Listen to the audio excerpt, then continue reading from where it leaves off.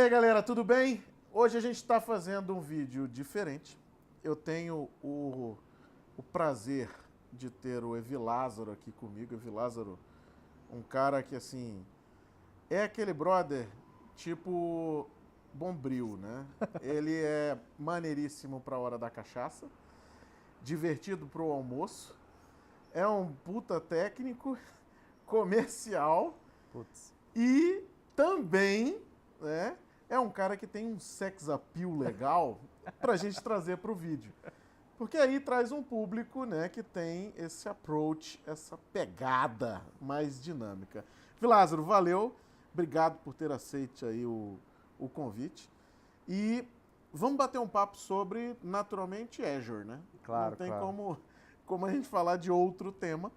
E eu tenho algumas coisas aí de campo que o pessoal às vezes me pergunta, quero trazer essas polêmicas aqui para você, né? A nossa pegada é muito mais IoT, então eu vou Sim. direto para a parte de serviços, né? E agora, principalmente serverless, eu acho que a gente pode depois tocar nisso aí, cara, que assim, a gente está fazendo muita coisa aqui com serverless, né?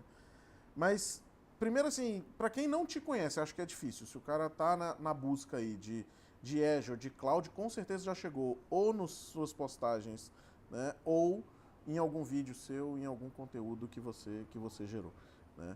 Mas só para quem não te conhece, acho que passa um overview Não, aí. claro. Não, primeiro, eu que agradeço a oportunidade. Eu acho que, pô, pra mim é uma honra, que bom que deu certo, né? A gente A gente tá tentando há muito tempo, né, velho? tava E marca, difícil, enrola, tá viajando, tá... Tava difícil, mas assim, fico muito feliz já pelo convite, assim, pra mim é um prazer. Primeiro, por estar com você aqui, você também, pô, que introdução é essa que você fez, né? Você me sacaneou. Light! Você me sacaneou. E por estar aqui e bater um papo sobre o que a gente gosta. É. A gente já bate muito papo nos bastidores, né? Uhum. Mas falando um pouco de mim, assim, eu trabalho numa empresa chamada Lambda 3. Eu acho que muito da audiência já conhece a empresa. Hoje eu trabalho com a parte de nuvem, né? Arquitetura, soluções em nuvem. E eu falo que a minha principal função dentro da empresa é fazer o cliente olhar pela janela. Eu acho que se eu fosse definir a minha função numa frase Por causa de nuvem, não? Na verdade, não. É que, cara, você tá no dia a dia. Você tá no dia a dia. E você sabe que o nosso cliente, na maioria das vezes, ele tá sufocado com o projeto, ele tá sufocado com o dia a dia. Então, geralmente, eu sou aquele cara que vai chegar lá. Pô, cara, muito legal isso que você tá fazendo, mas vamos olhar para isso daqui também? Eu escutei uma frase hoje, a gente estava numa reunião com o cliente e ele me disse assim, é legal a gente trazer gente de fora, porque por mais que a gente tente estudar alguma coisa aqui dentro, a gente está tão focado no nosso dia a dia que a gente jamais vai inovar. É isso, acho que tem muito disso, acho que tem muita empresa que está focada nesse dia a dia. E talvez eu entro com essa pegada então, eu vim para cá, por exemplo, de um outro cliente que a gente estava no MTC, tendo algumas dessas discussões. Já trabalho com a Azure desde a versão 1 do portal, e muita gente acha que a versão 1 do portal é a versão Silverlight. Tenho palestra minha de Azure desde 2009, então assim, eu sou muito grato por ter conseguido pegar o produto desde o início, assim. Então, e já estou na comunidade há mais de 12 anos trabalhando, dentro dessas 9 como MVP. Né? E essa transformação de nuvem, né? Que a gente viveu Sim. esse começo, né? Dessa migração de, olha, o que era o on-premises, que só se pensava nisso, né? Licenciamento e tudo mais. A época de transição aí, o começo principalmente, né? De dúvidas sobre segurança, sobre... E aí, meus dados estão lá, vão desaparecer. Poxa, não demais. vai, backup, só serve para backup. Não, eu posso colocar minha aplicação. Tudo é nuvem, né? Teve um período onde tudo era nuvem, né? O cara levantava um servidor em qualquer lugar e dizia, não, eu tenho minha nuvem privada. E é engraçado, porque essa questão da segurança, ela é ponto relevante até hoje, né? Falando de Azure especificamente, 7 anos, aí, 8 anos, ela é um dos principais pontos. E o que eu aprendi, até como dica, se você vai entrar nessa discussão, já começa como segurança. Porque a partir do momento que você... aprofundar em qualquer dos pontos, e você deixa a empresa mais tranquila com relação à segurança, você flui o assunto de nuvem na empresa mais rápido. Né? Então, antes a gente tinha uma discussão, avançava rapidamente, porque, querendo ou não, é fácil conquistar o desenvolvedor, é fácil, às vezes, conquistar o profissional de infraestrutura em alguns aspectos, mas na hora que bate na parte de segurança, as empresas dão uma recuada. Então, se você já começa, você quebra um pouco mais essa barreira. E é engraçado, eu tive essa discussão hoje, né, com uma empresa de e-commerce, e E a gente sempre já começa essa discussão falando um pouquinho da estrutura, né? Da estrutura do data center, das certificações. E eu já entro falando, cara, ó, segurança não é uma questão técnica mais, é uma questão de confiança, né? E para ilustrar um pouco disso que eu falo dessa questão de confiança, eu sempre brinco, e aí, cara, eu tento levar para essa discussão mais descontraída. Na nossa era, acho que a parte mais importante da nossa vida material é o nosso dinheiro, né? Uhum. E eu sempre pergunto pro cliente assim, qual foi a última vez que você sentou na frente do seu gerente, olhou no fundo do olho dele e falou assim, cara, como é que você faz backup dos meus dados? Né? Onde está seu data center? Que senão eu não vou pôr dinheiro aqui. E geralmente o cara fica pensando, mas por que esse cara está me perguntando isso, né? Quantas vezes, exceto a minha avó, né, e a minha mãe, você vai lá, saca dinheiro e depois você tira o extrato de novo para conferir se o banco realmente foi lá e debitou. Hoje ninguém faz isso, né? Tipo, porque você tem uma confiança no banco, né? Quando você vai sacar o dinheiro, né? Te importa de qual cofre saiu o dinheiro? Nem um pouco. Não importa. Isso vem porque você tem um órgão regulamentador, que é o Bacen. Segurança é um negócio, cara, que quando você pensa assim, a gente tem atendido muito agora, quando se fala de IoT, né, você tem alguns dados de sigilo de negócio. Exato. Então, às vezes você está sensoriando a câmara frigorífica, às vezes você está sensoriando toda a escala, toda a esteira de produção, né? Você tem toda uma planta toda, né? Tá vendo toda a logística, tá medindo tudo que está sendo gasto e tudo mais. E a gente tem esbarrado em alguns casos que são assim, e se os dados desaparecerem? Sim. Que é isso que você estava falando, né? E aí a gente diz assim, e se tiver dentro de casa... ele não desaparece, ele não desaparece? Né? É assim... Não, e se eu coloco lá, eu escuto muito, a gente tem usado muito as suítes cognitivas, né? E, não, aí você consome uma API, então eu estou treinando esse serviço. Sim, de certa forma você está melhorando, né, a assertividade. Não, então meus dados são públicos. Não são públicos. Não. Aí você entra em toda uma temática, né? E como colocar isso dentro do contexto. Exato. E aí você tem que identificar a camada, né? Que camada de segurança que você está se preocupando. E aí eu falo da questão da confiança, porque no paralelo do banco, hoje você confia porque você tem o Bacen, esse cara é um órgão regulamentador, que ele garante, através de uma governança ali, que os bancos vão seguir determinadas regras e que, seguindo essas regras, você consegue ter a garantia de que, olha, se uma transação vier meio esquisita, o banco consegue estornar e tudo mais. O mesmo acontece para a nuvem. Existem órgãos de certificações nacionais, internacionais, certificações específicas para governo, certificações específicas para vertical de negócio, financeiro, saúde, em que os data centers do Azure hoje, né, eles já são certificados que te dão essa garantia. Que se você entrar lá e entender um pouquinho como que a Microsoft trata seus dados, ou o poder que você tem, né, de criptografar esses dados e trabalhar esses dados com a sua chave, que essa chave não é compartilhada e tudo mais, ela te passa uma segurança... De forma transparente para o seu negócio, sem que você impetre nenhum nível de conhecimento, sem que você necessariamente tenha que colocar um profissional seu para tomar conta. Isso. E aqui a gente está falando de Azure, né? Mas existem outros players que são praticamente, né, seguem algumas dessas regulamentações. Exatamente, então, exatamente. Né? E isso traz, aí porque começando com essa discussão, e hoje eu passei por isso, né? Falou, ó, aqui estão as certificações de negócios de vertical para o seu negócio. Aqui estão certificações específicas de governo. Aqui estão algumas certificações, o cara começa a olhar isso e falar, peraí, então, realmente, aqui eu começo a entender como que são tratados os meus dados, como que tem essa transparência, como que eu consigo movimentar isso daí. Não, parece que é bem mais seguro. E aí ele começa, de verdade, a enxergar os gaps internos que ele tem. Né? Porque até então aquela pergunta é mais um questionamento, né?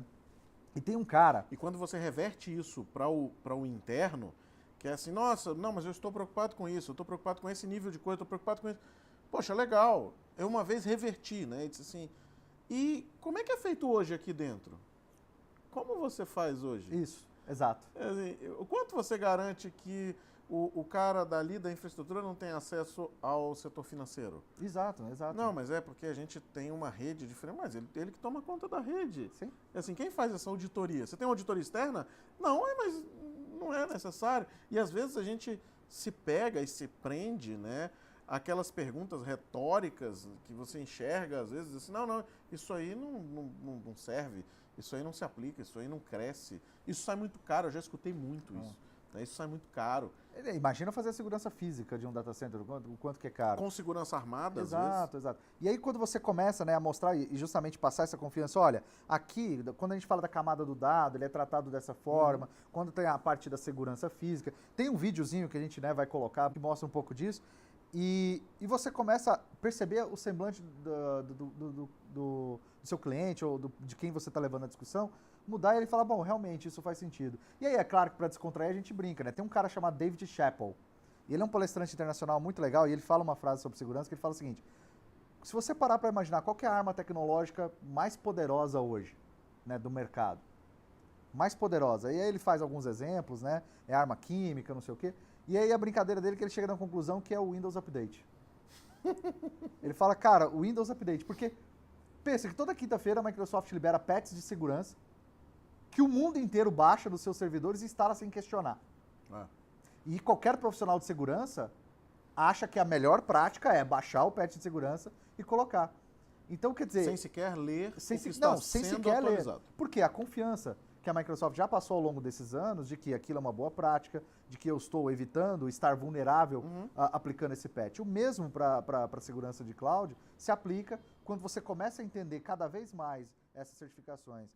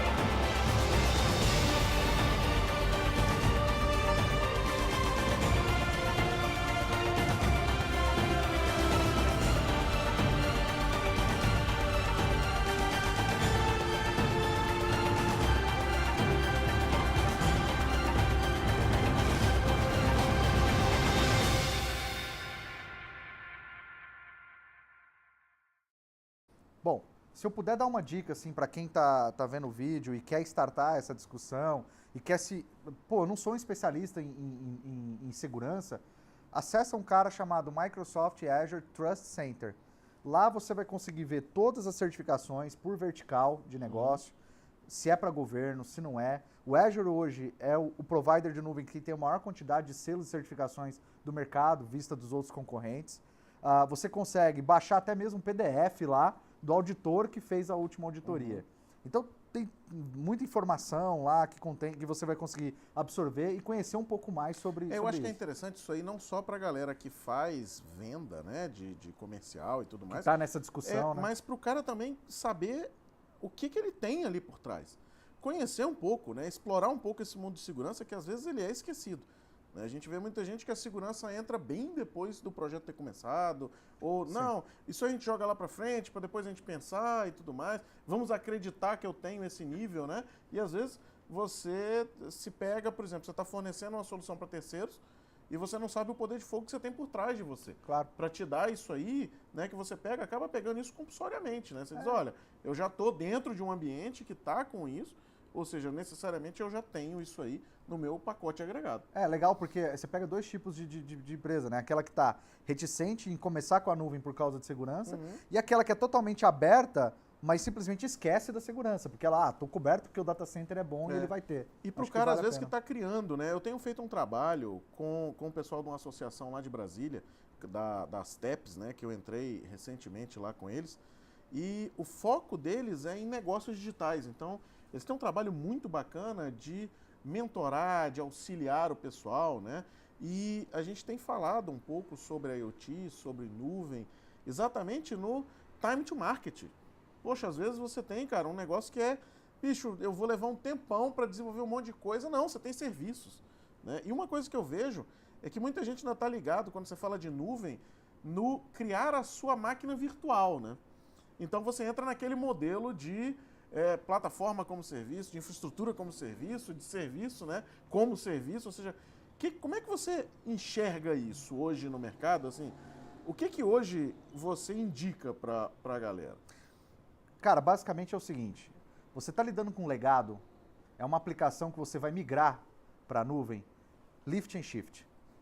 Pega do jeito que está, infraestrutura, coloca Isso. lá e já começa a se beneficiar. Passo zero, né? Exato. E você já começa a se beneficiar de itens que você tem, como infrastructure as a code, você poder usar scripts de automações, a redundância, alta disponibilidade. Falando de Azure, Application Insights, cara. Por exemplo, Application Insights para monstruoso monitorar. aquilo. É um negócio que você traz, colocou, gerou sua máquina virtual, criou toda a sua teórica infraestrutura ali dentro. Você ainda está tomando conta, ou seja, ainda está no seu modelo que você vai fazer uma transição, mas você já entra com um ganho absurdo. Exato. Que é, eu vou usar um serviço que tem aqui, que eu simplesmente faço um acoplamento. Exato. Você vai começar uma aplicação nova, uma solução nova, um projeto novo, atender a uma necessidade nova de negócio. E aí entra muito no que a gente sempre vê com IoT. Você não tem muito legado de IoT. A maioria dos projetos, eu acho que hoje, são novos, né? E altamente escaláveis. Exato, e altamente escaláveis. Você tem um projeto mobile novo, você tem um novo projeto acontecendo, born to cloud. Você já vai pensar esse cara para a nuvem, então já começa a considerar PaaS, plataforma como serviço. Porque aí você já consegue subir um nível, alguns níveis, digamos assim, de abstrações, e que você como desenvolvedor e a empresa vai se beneficiar muito, como auto-scale, né? Toda a parte de você não ter que gerenciar uma infraestrutura de sistema operacional. E aí conecta muito com o que a gente vai falar mais para frente de serverless também, mas eu iria por essa linha. Então, se você está hoje entrando, vou começar uma estratégia de nuvem no meu cliente. O que eu tenho hoje? Ou dentro de casa. Ou dentro de casa, óbvio, né? Eu falo muito da minha realidade, mas é exato. Ou dentro de casa, da tua empresa. Você olhou, olha, isso aqui dá para levar, lift and shift, é legado, já pensa como isso vai ser configurado lá.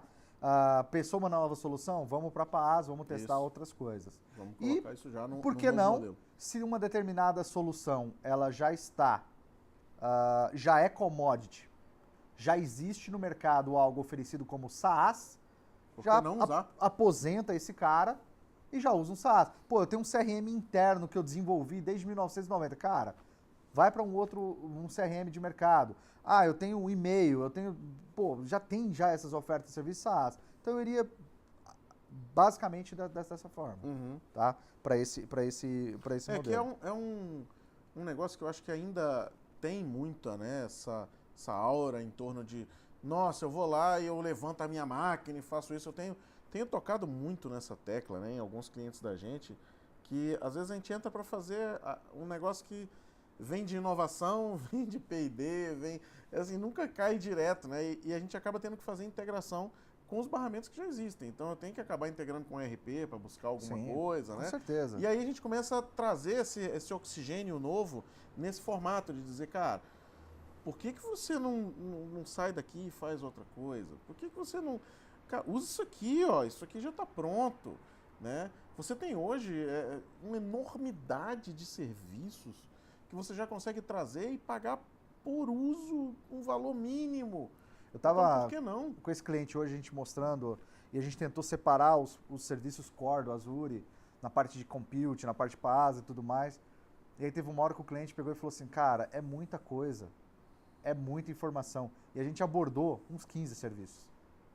Então é coisa pra caramba. Você realmente, hoje, basicamente, o que você quiser procurar, vai ter um serviço, um produto em nuvem, principalmente no Azure, ou um template oferecido via parceiro, alguma coisa que já te atende naquilo. Você não vai poder se beneficiar de utilizar aquilo lá.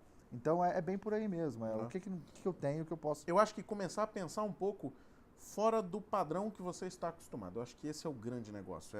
Esquece servidor, esquece gestão de tudo isso, esquece algumas coisas e olha um negócio diferente, assim, do tipo, o que existe?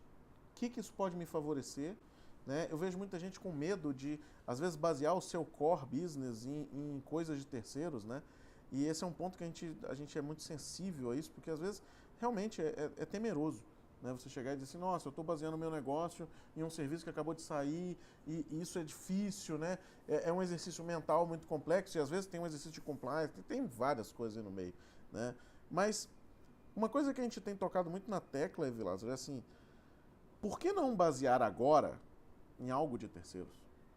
Tracionar isso, colocar isso no mercado, levantar realmente um business, ou seja, diminuir o time to market, às vezes, do seu MVP, diminuir o time to market da sua prospecção, da sua busca de investimento, né? E depois fazer um P&D e desenvolver isso, né? A gente tem visto muito essa conversa com o cognitivo. Eu vou levar isso para fazer dentro do hardware, a gente vai fazer reconhecimento, a gente tem pego um viés aí agora de usar muito serviço cognitivo, né? E claro que acaba envolvendo algumas coisas de sigilo de negócio, de você basear uma série de coisas, e que tem facilitadores, né? E a gente tem trazido essa ideia de, não vamos basear 100%, vamos às vezes trazer algumas coisas, até porque você precisa às vezes fazer algumas coisas, realmente não está pronto, né? Mas por que não diminuir esse tempo? Essa é uma tecla que a gente tem tocado bastante e que funciona muito bem. Existe a preocupação, obviamente, do lock-in, né, de você ficar amarrado a um fornecedor, né?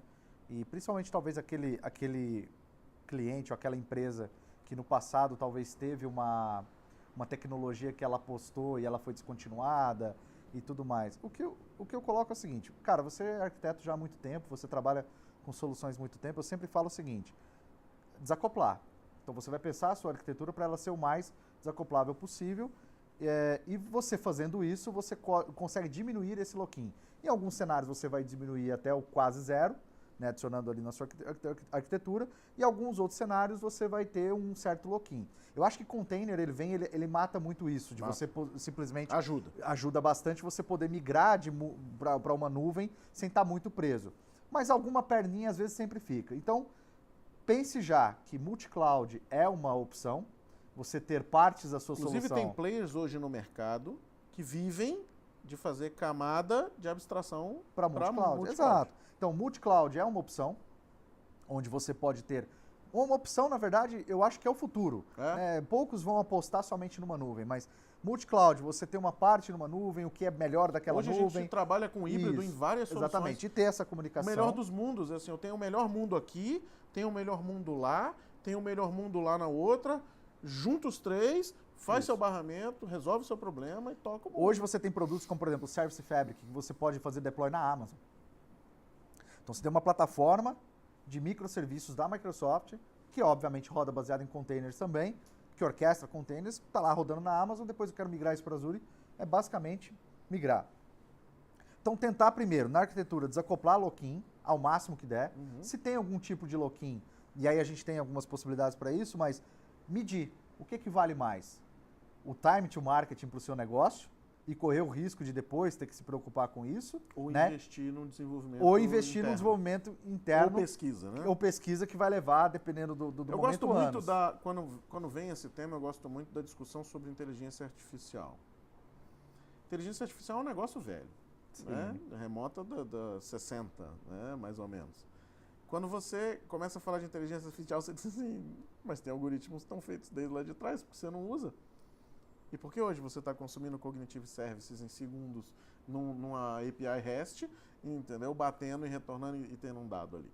Será que isso não é um facilitador para você estar naquilo lá? Às vezes, eu conheço algumas startups, né, que desenvolveram seus algoritmos, suas coisas, legal, mas o cara começou lá atrás validando tudo baseado em serviço. Não, eu vou falar de uma coisa até que é mais a sua praia, mas que é uma realidade assim que eu vivi.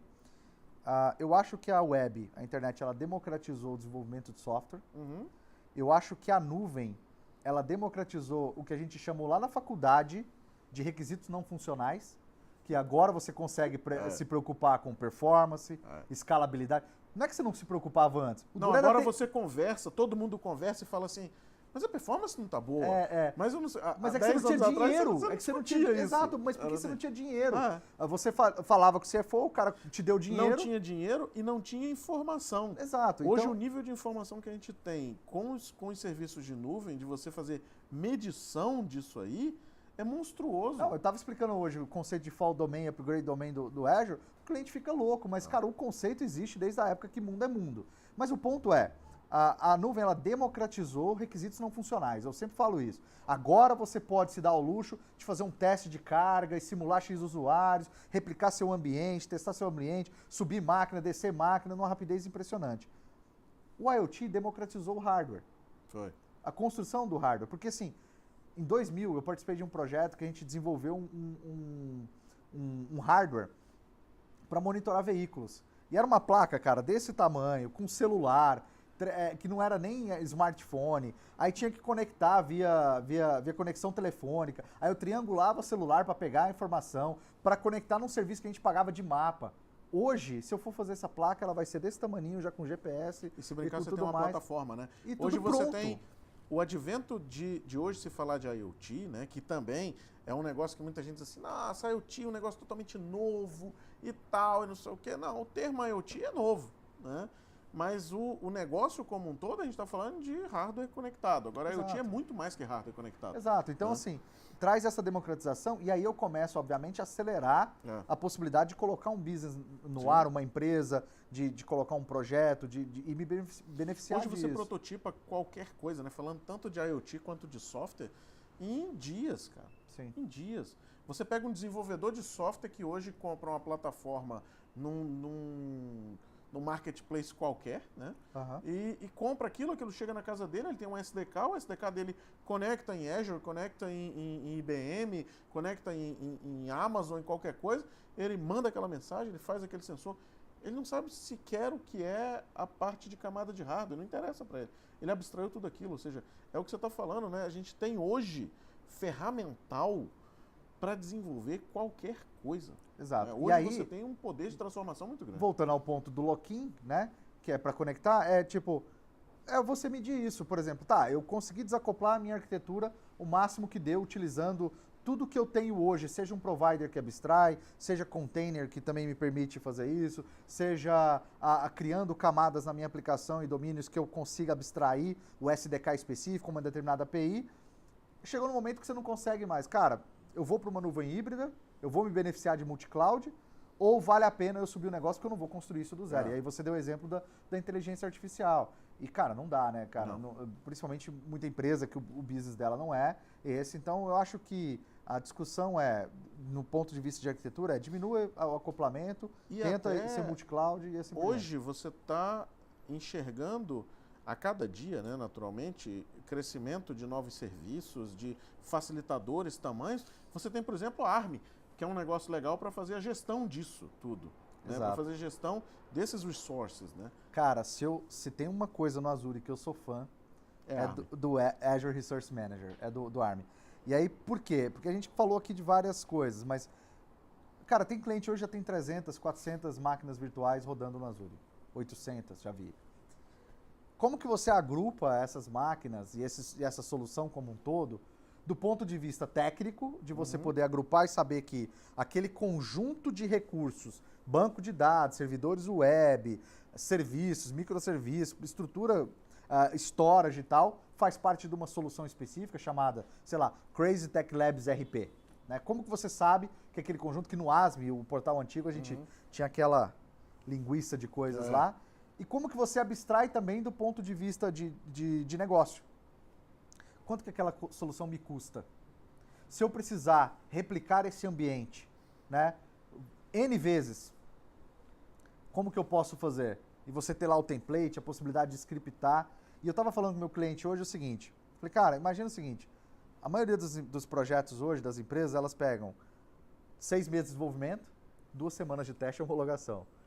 Agora imagina você estar trabalhando numa metodologia ágil. Isso depende muito do calendário. Do calendário. Se atrasar esses 2 meses de teste e homologação, eles voam.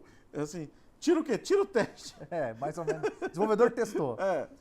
Empresa que já adotou Agile, que já adotou uma metodologia Agile, ela começa a querer entregar mais rápido. Só que, olha, pensa comigo. o desenvolvedor, por natureza, ele é pago para o quê? Mudar coisa, fazer coisa diferente e trabalhar com tecnologia nova. Se você quer matar um desenvolvedor, é botar ele num projeto com tecnologia antiga por 3, 6 meses. O profissional de infraestrutura, ele é pago para deixar as coisas estáveis. Essa é o modo. Então é natural ter esse conflito, né? Eu quero liberar, eu quero trabalhar, eu quero fazer deploy rápido, mas o cara de infra, não, peraí, calma, vamos lá, porque é o meu celular que vai tocar.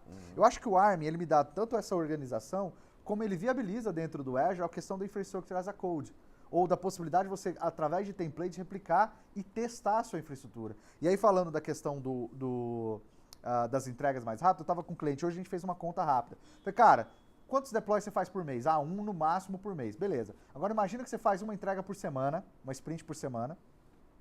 Você pega o template do seu ambiente de desenvolvimento, que é idêntico ao de produção, e todo dia à noite você tem um build noturno que testa a sua infraestrutura, porque ninguém testa a infraestrutura, todo mundo testa o software. O cara habilitou um flag há 6 meses atrás no IS, ele não lembra disso em produção, e fica 6 horas todo mundo tentando colocar isso no ar.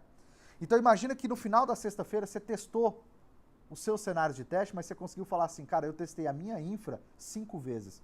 Quão confiante você está de virar isso para produção e saber que você não vai ter problema. Então o ARM, dentro do Azure, e assim, eu vejo isso como meio que único no Azure, até um diferencial, ele traz essa organização, você tem uma forma consistente de gerenciar os seus recursos do ponto de vista técnico, permissionamento, scriptar e subir ambiente, testar a infraestrutura, quanto do ponto de vista de negócio, de custo, você saber quanto custa determinada solução, e aí até mesmo cobrar um departamento, alguma coisa, por aquela solução que ele usa. Então eu sou fã, cara, o ARM é foda. Eu acho que uma das coisas que eu mais curto é exatamente essa de você poder enxergar o quanto custa. Cara, isso hoje é importantíssimo, porque levanta isso, levanta aquilo, depois que você descobre, né, e que o pessoal começa a descobrir nuvem, e que a facilidade de você ali num PowerShell subir alguma coisa, né, numa velocidade monstra, e você diz assim, levanta isso aí, levanta aquilo lá, e chega no final do mês e o cara diz assim,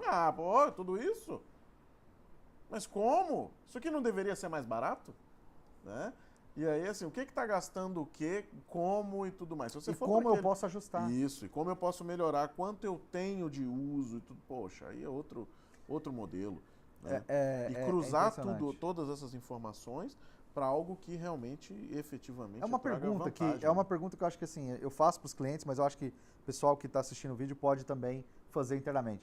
Será que eu sei quanto custa a minha infraestrutura local agora? Calculando depreciação, hora de pessoas e tudo mais. Nunca. Será que eu sei? Né, o CAPEX, OPEX, aí o cara fica louco. Então é muito mais difícil. E uma coisa assim que impressiona bastante, tudo bem que no Azure impressiona por ser da Microsoft, em outros players de nuvem é mais comum, mas o quanto que a questão de virtual machines dentro da Microsoft, né, a estrutura do IaaS, a Microsoft tem aberto as portas para outros players, né, open source, Linux e tal. Eu nunca fui um cara de open source, eu sempre direcionei a minha carreira para a Microsoft. Hoje eu estudo mais justamente por essa visão. A gente teve que fazer uma abertura muito grande aqui, cara. Nós éramos full Microsoft, né? Inclusive desenvolvimento, falava simplesmente de .NET aqui dentro da empresa. E eu trabalhei assim durante vários anos, né, cara? Eu venho de .NET do VB6, antes eu venho do VB3, na verdade, né? Então, assim, Clip, VB3... Para por aí, porque eu acho que revela bastante a idade, vai ficando né? ruim, né? Eu gravei um vídeo com o Elemar, Cara, não, a gente gravou um podcast. Foram 3 horas de gravação, porque a gente caiu numa besteira muito louca de falar sobre coisas antigas. A gente ia puxando os negócios e fez uma linha do tempo. Aí a gente foi, cara, quase 3 horas. Um negócio de louco, né? Tem até que depois achar esse podcast para trazer de volta, tá? Mas a gente tava nessa pegada muito forte. Quando a gente entrou em IoT, eu vou te falar que, assim, foi aquele, né? E aí? A gente só falava de Microsoft, aí começou a entrar Linux, começou a entrar embarcado, começou a entrar linguagens de programação, as mais diversas possíveis e imaginárias, né? De Lua a C++, a gente já falou, passando por Python, Node.js e tudo mais. Levanta ambiente. prepara ambiente, arruma ambiente, né? Aí você entra, aí vem Docker no meio desse negócio para facilitar absurdamente você fazer teste, fazer carga, fazer uma série de coisas.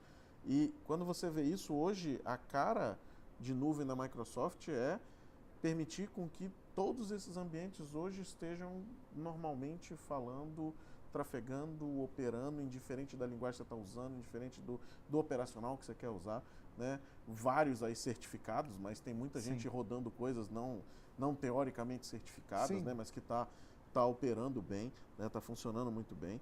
E você vê que isso hoje é uma tendência, né? Não tem como fugir disso, né? Muita gente diz, não, isso sempre foi uma tendência, a Microsoft agora que entrou atrasada. Não sei, eu acho que todo mundo sempre focou sempre no seu mundo. Né? Eu acho que é bem isso. Eu acho que a web democratizou toda essa história e ao democratizar o desenvolvimento, democratizou plataformas. Conhecimento de várias plataformas, eu acho né? que sempre por ficou aí. um negócio bem restrito, né? Comunidades restritas. Hoje em dia você tem, inclusive, comunidades que falam de várias coisas. Né? Puta, quando falava 10 anos atrás, você não tinha isso. Você tinha um cara que só falava de uma linguagem, tinha um cara que só falava de outra, um cara que só mexia. Não, falando da minha carreira, foi basicamente Microsoft, assim. E hoje, quando eu vejo esse mundo, né, eu já estou, por exemplo, me preparando para a certificação Linux. Isso para mim, Evlázaro, falando da minha carreira, há 5 anos atrás, 10 anos atrás, era impossível, impensável. Né? Mas o que é isso legal? E aí gera o seguinte, se eu tenho tanta opção de sistema operacional, de plataforma, de tamanho de máquina e tudo mais, como é que eu escolho? Isso tanto para PaaS quanto para IaaS. E a dica que talvez que eu acho que fica aqui é conheça bem o seu workload. Qual que é a carga que você quer subir? Se você olhar lá o tipo de máquina virtual que você tem no Azure, você tem tipo A, tipo D, tipo F, tipo G, A versão 2, tipo H, L, D versão 2, tipo N. Cada uma delas tem características específicas de processamento, memória e tudo mais. Escalabilidade, como que tipo de workload, porque isso vai impactar no custo que você vai ter e, obviamente, no desempenho que você vai ter. Então, se você procurar lá na documentação, você consegue ver, com certeza, para cada um desses caras. Uma coisa que é extremamente interessante, né? Para quem nunca entrou nesse mundo aí, é que, por exemplo, você se permite errar e corrigir o erro em minutos. Isso é um negócio sensacional. Eu escolhi um negócio errado, legal. Te muda. Não, hoje... Tá too much. Diminui. Hoje lá no cliente, falando dessa apresentação específica, aí eu comentando do Resource Group, aí eu montei um cluster para ele de 180 nós e tal. E ele, pô, mas aí o cara que tem acesso, se eu deletar o Resource Group, deleta tudo? Sim. Aí ele ficou assim, mas se eu deletar sem querer? Aí você pega o template, uma linha de código, você sobe de novo, 180 nós, em 5 minutos. Então, até mesmo se você errar ou quiser, né, fazer esse aprendizado, é extremamente rápido. Né? E tem níveis de permissionamento, você consegue setar. Tem todo um aparato por trás que é o bonito disso. Né? O que eu vejo muita gente, às vezes, criticando, e aí vou extrapolar, né? Não vou falar só de nuvem, mas há para tudo, né? Desde plataforma de hardware, linguagem de programação, sistema operacional. É o cara que está criticando sem ter lido um pouco sobre o assunto. Aí, assim, é aquele crítico que não acrescenta porra nenhuma, é o cara que só enche o saco, né? Não, isso aí não presta. Por quê? Não presta. Não, por quê? Traga argumentos. Né? Vamos entrar nessa discussão. Eu acho que hoje tem muito pró.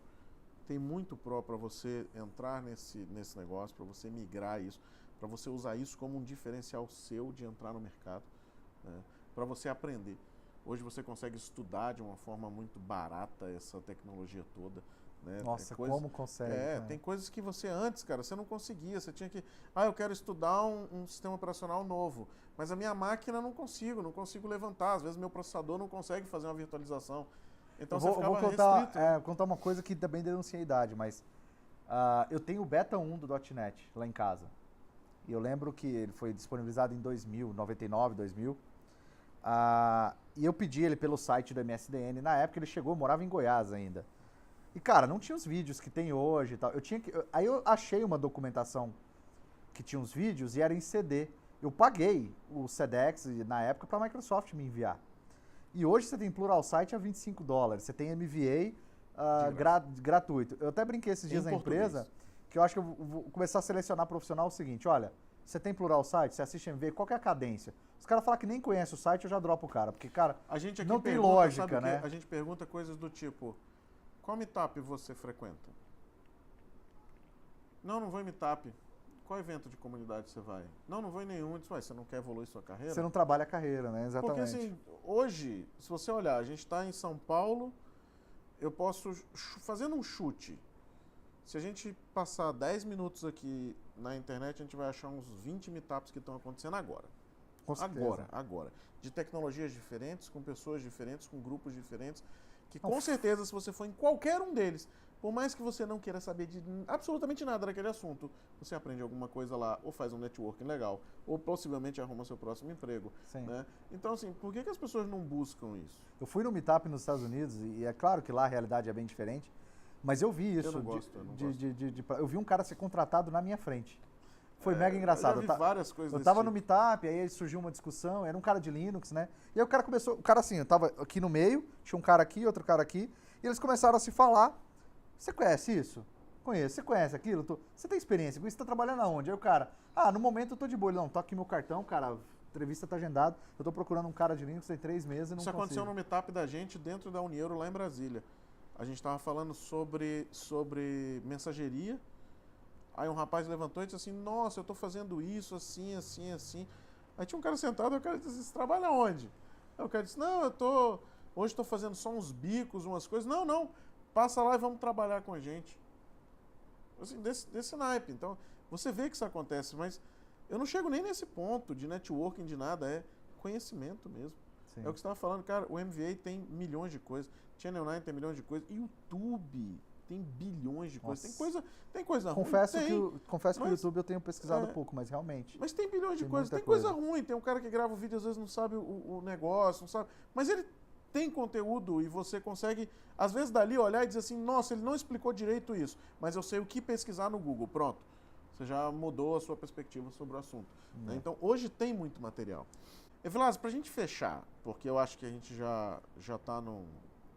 Eu acho que a gente merece trazer esse tema de novo. Não, dá para ficar um dia inteiro falando aqui. E acho que depois a gente podia trazer outros temas ligados à nuvem também e tudo mais. Mas só para a gente não deixar de falar, né? Eu acho que hoje tem um negócio que a gente está namorando aqui, que está muito louco, cara, que é o serverless. Okay. Ou seja, o conceito de serverless é apaixonante. Não Sim. tem como você não olhar, né? Para quem não sabe, é a ideia de você pagar por uso. A mesma coisa do outro e tal, não sei o quê, vírgula. Memória usada por segundo. Aí você pega e diz assim, nossa, é 1 giga por segundo. Aí você faz porrilhões de coisa e deu 0. Mais porrilhões de coisas, 0. E a gente começou a bater muito forte nisso, porque eu tenho um ciclo de vida de mensagem curto no IoT, eu tenho algumas coisas que às vezes eu precisava mandar para storage para depois processar, para fazer isso, e a gente usa muito aqui fila, pilha, algumas coisas legais aí, né, que muitos só viram na faculdade, mas que, cara, extremamente bacana, né, aquela ideia de mensageria realmente, né, de trazer tudo isso. E uma das coisas que a gente usou agora, recentemente, num cliente, que por sinal não é de IoT, né, mas que trouxe um ganho muito grande, a gente usava o WebJobs, né, e, cara, foi implantar isso para fazer processamento de arquivos em lote. É sensacional. Meu irmão, é assim... É sensacional. O cara dropa o arquivo em TXT, num blob, num storage. No momento que esse cara cai, eu dou um gatilho num function, ele pega esse cara, divide ele, faz um tratamento inicial, joga isso para uma fila. Depois eu pego, no momento que ele cai na fila, eu destarto outro cara, outro function, que pega, processa, bate isso nos crawlers de web, faz um tratamento e joga ele para uma outra fila para eu fazer um salvamento, aí essa fila com um delay para não sentar SQL Server. Então aí diminui-se a capacidade de processamento e ele vai fazendo mais leve o salvamento no SQL Server para rodar DW depois. A gente fez tudo isso. O custo que eu tinha, ele desapareceu até o momento. Tá rodando há 1 mês e meio. Ele sumiu. Era assim, Não, era um custo X, e a gente disse, não, isso aqui estimamos, e disse, olha, isso aqui vai descer drasticamente, mas zero. Até o momento ele é praticamente zero.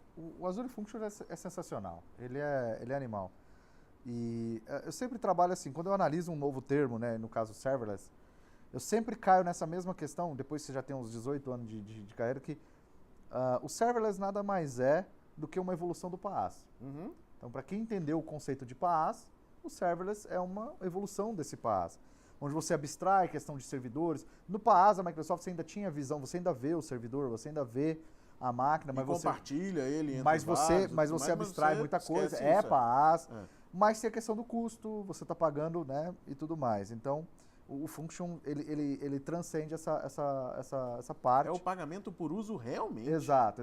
E aí, eu vou falar assim, eu sempre gostei muito, no passado, da Worker Role. Eu acho que numa visão romântica... Não, calma. Filme preto e branco. Numa visão romântica, 8 anos atrás, quando lançou, era inovador pra caramba, porque você não tinha na Amazon um PaaS tão bem estruturado, uma coisa como essa. Com a evolução natural da nuvem... Me lembrei agora daquele projeto que você tinha que criar no Visual Studio, um projeto de nuvem para fazer o deploy. Isso. O Cloud Service. E aí, cara, isso funcionou muito bem, até que veio o Web Jobs, que eu vou falar, eu não gosto. A gente fez muita coisa, né? Tem muito serviço nosso rodando em Web Jobs, cara. Eu não sou fã. Então, eu não gosto. Até porque ele mata a aplicação. Sim, ele compartilha a mesma infraestrutura. E mata a aplicação. Então, se você tem Gente, o Web Jobs eu vou fazer um processamento ali em paralelo, em batch que não tem. Não, e outra coisa que se eu compartilho a mesma infraestrutura, eu vou me arrebentar ali no sofrimento nosso. Eu tinha que escalar o Web Job. Exato. Enfim. Eu acho que o Azure Functions ele entra para ser a medida certa. A medida certa do que era, volto a dizer, o Worker Role eu gostava, mas é de 8 anos atrás. Eu acho que ela foi inovadora naquele tempo. Para os desafios que a gente tem hoje, ele já não atende tão bem. Eu acho que a medida certa é o Azure Functions. Então, se você tem algo em Web Job, considere migrar para Azure Functions. E a cara é a mesma, o desenvolvimento é bem parecido. Fica a dica. E o custo pode ser muito menor. Não, o custo é monstruoso. A gente fez agora, para você ter uma ideia, a gente fez uma captura de informação apontando direto de um site com gatilho de web para um Azure Function. Caramba. E assim, coisa que a gente escreveu aqui em, cara, minutos, porque eram usando ATS, usando Blob, usando... Só coisa extremamente barata, naturalmente eu não tenho uma necessidade de consultas muito grande, tudo mais, porque senão você iria para outra coisa, mas você linka isso com qualquer canto. Né? Você hoje já tem os gatilhos que fazem tanto as entradas quanto as saídas serem extremamente práticas. Né? E, cara, é muito monstruoso e muito barato. É um negócio que, assim, hoje a gente já está... Todo mundo aqui da empresa já olha o negócio e diz assim, e aí, todo mundo já está aprendendo e entrando nesse mundo. Não, é animal, é quando começar a se pensar em alguma coisa que tenha processamento gatilhado por algum Azure Function processamento background, o processamento é bem interessante mesmo. Temporal, né? Assim, deu erro no processamento, de quanto em quanto tempo você passa para fazer uma varredura, você starta isso, de tempos em tempos ele passa, até mesmo fila, o cara, eu quero Antes desacoplar o carrinho de compra. Né? Automatizava, rodar um negócio, levantava um serviço, rodava, derrubava o serviço para não ficar consumindo, fazia tudo. Hoje eu faço isso num bloco de código desse tamanho. Não, é sensacional, é muito legal. Muito legal. Evilásio, eu acho que assim... Tem muito assunto pra gente falar, mas aí a galera cansa da cara da gente, não vai voltar. Vou convidar você para curtir o canal aqui embaixo, a gente está num dilema muito grande, né, de trazer conteúdo misto, né, entre técnico e bate-papo, então a gente ainda está nessa virada aqui no canal. Achar o melhor formato, né? Porque tem muita gente que pede o bate-papo mais técnico, tem muita gente que pede o bate-papo mais, né, de business, de como trazer, né, a gente está vendo como vai separar isso aí, mas eu convido você para se inscrever aqui no canal, para receber as atualizações, que a gente sempre está com a galera boa aqui conversando, né? E vez por outra eu falo umas bobeiras também que vale a pena. Beleza? Eu quero agradecer, cara. Obrigado, cara, pelo convite. Pra galera ver material que você publica na rede aí. Bom, meu Twitter é @evilázaro, com Z. Meu site é www.evilazaro.com.br, que é onde eu posto mais coisas no meu blog. É blog e Twitter é onde eu me comunico mais aí, Aquele pessoal. de roupa de couro do YouTube não vai divulgar Não, agora, não, aí esse não, beleza. deixa quieto. Perfeito. Então isso aí a gente deixa para um próximo vídeo. Obrigado, Valeu, pessoal. Até mais. abraço.